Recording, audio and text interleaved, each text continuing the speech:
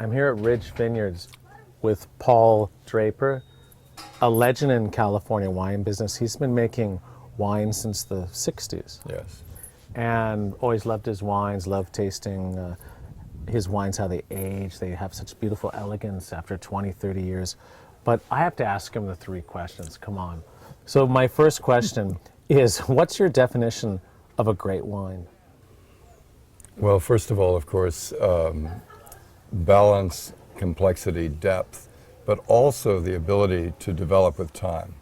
That is, you can make a wine that's very appealing as a young wine, but it will never show the level of complexity that a wine that has developed with age will show. So I think age is really a part of great wine. And the second question is, as a winemaker, what sort of inspirations do you have when you're making wine?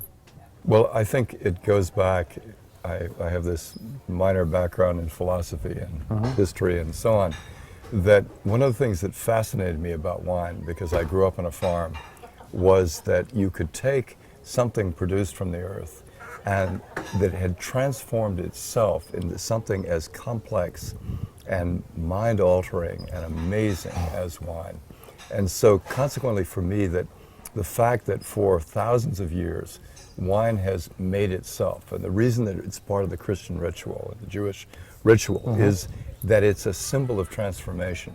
Without man adding yeast or adding this or adding that or tweaking it, it makes itself. Now admittedly, there's got to be someone there in the role of parent, guide, teacher, who keeps it on the straight and narrow, gets it through university and into adult life without going off on drugs too seriously and so on. And you know, that really, so that experienced individual has to be there.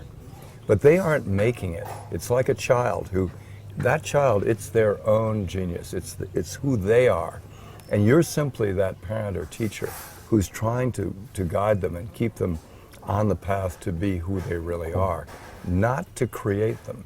And the trouble with the word winemaker in the New World, I mean, even in England it was vintner, not winemaker.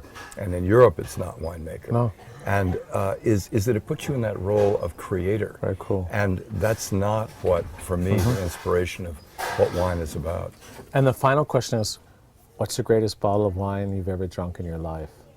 Well, back when Michael Broadbent first reopened Christie's wine department, he had bought the Queen Mother's collection, or a great deal of it, from Glamis Castle in Scotland. And those were offered, and three friends of mine and I put together enough money to buy the 1864. Was that with Barney Rose? No, it was with a couple of local guys here. Okay. And Barney was bidding on things like this too. Oh, okay. We bought the 1864 Lafitte. Wow. And it was shipped over here. We let it, settle for a month or two, and then we had some champagne, some white Burgundy, and then we opened this bottle. And that 1864 Lafitte Rothschild, aged in Scotland for more than 100 years, was the most complex, incredible, beautiful wine I have ever had in my life. Amazing. A great story. Thank you.